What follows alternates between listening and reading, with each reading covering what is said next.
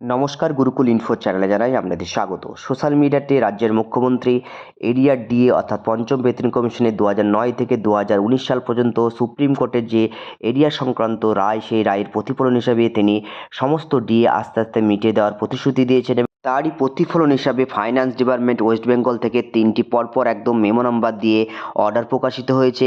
সেখানে একদম সরকারি কর্মচারীদের জন্য সেপারেট নোটিফিকেশন, তার সঙ্গে পেনশনার যারা আছেন বা ফ্যামিলি পেনশনার যারা আছেন তাদের, এবং শিক্ষক অশিক্ষক এই সমস্ত কর্মী যারা আছেন তাদের জন্য সেপারেট একটি নোটিফিকেশন নিয়ে সম্পূর্ণ তথ্য এই নোটিফিকেশনে দেওয়া হয়েছে।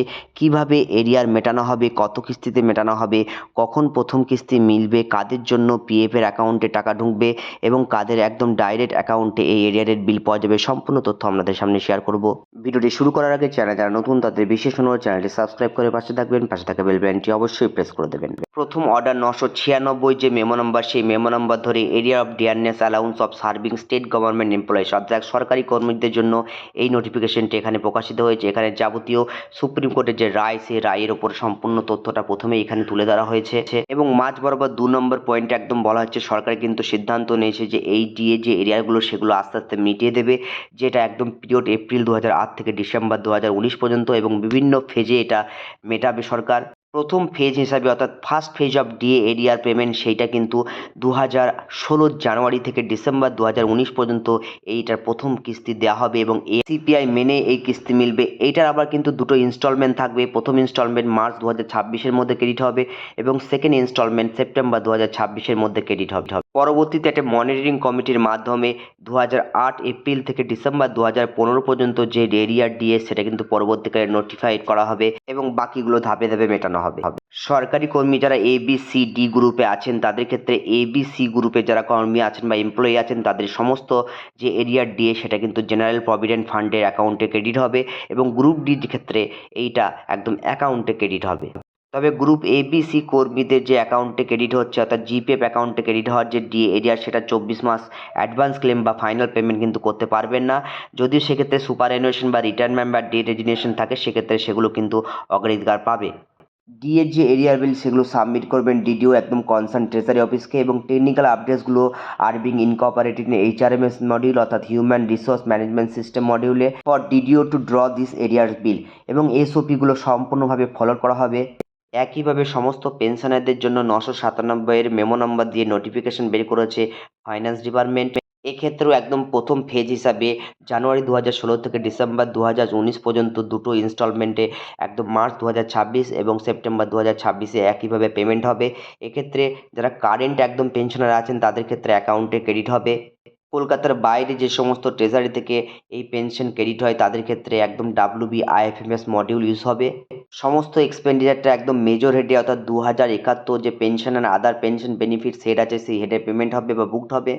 ফার্স্ট পেজের ক্ষেত্রে অ্যানেক্সার এ এখানে সাবমিট করা হয়েছে নোটিফিকেশনে। আমরা অ্যানেক্সার এতে চলে যাব। এখানে ট্রেজারি পেনশনার বা ফ্যামিলি পেনশনার, তাছাড়া pensioner and family pensioner receiving pension through bank বা আদার এজি থেকে যেগুলো পেমেন্ট হয় তাদের ক্ষেত্রে সম্পূর্ণ অ্যানেক্সার এতে কীভাবে পেমেন্ট হবে, কারা পেমেন্ট করবেন, কোন মডিউল ব্যবহার করবেন, কে ডিডিও হিসেবে কাজ করবেন, সম্পূর্ণ তথ্য কিন্তু এখানে দেওয়া আছে। নোট 1-এ বলা হয়েছে যে সমস্ত কর্মী মারা গেছেন বা পেনশনার মারা গেছেন তাদের কিন্তু যোগ্য উত্তরাধিকার এই পেনশনার কিন্তু পাবেন এবং প্রয়োজনীয় পদক্ষেপ একদম সরকার গ্রহণ করবে। এছাড়া NB2-তে বলা হয়েছে যে সমস্ত এমপ্লয়ি রেজিগনেশন দিয়েছেন তারা কিন্তু এই পেনশন পাবেন, তাদের কিন্তু সঠিক পদ্ধতিতে অ্যাপ্লাই করতে হবে।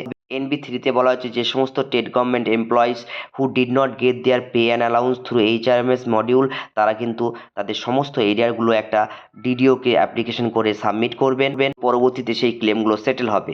এবার দেখিনি ফাইন্যান্স ডিপার্টমেন্টের একদম 998 অর্থাৎ শেষ মেমো নাম্বার ধরে যে মেমোরান্ডাম দেওয়া হয়েছে, সাবজেক্টে বলা হয়েছে arrears of dearness allowance and dearness relief of employees pensioner of grant in add institutions for period April 2008 থেকে ডিসেম্বর 2019।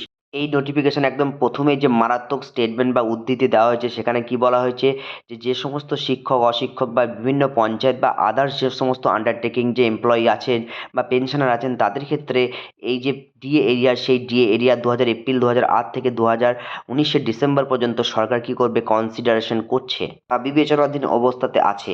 2 নম্বরে বলা হয়েছে এই সমস্ত কর্মীরা বিভিন্ন ডিপার্টমেন্টের অধীনে থাকা, বিভিন্ন অ্যাডমিনিস্ট্রেটিভ কন্ট্রোলে থাকা, তাদের এই পে অ্যালাউন্সগুলো একদম পায় তাই সেক্ষেত্রে এই যে জানুয়ারি 2016 থেকে ডিসেম্বর 2019 পর্যন্ত যে এরিয়া ডিএ তারা কিন্তু সেপারেটভাবে একটা নোটিফিকেশন বের করবে। সেক্ষেত্রে তাদের যে ডিএর অ্যামাউন্ট সেটা কিন্তু একদম কনসার্ন অথরিটিকে জানাবে এবং সেই কনসার্ন অথরিটি তাদের কাছ থেকে রিপোর্ট চেয়ে পাঠিয়েছে।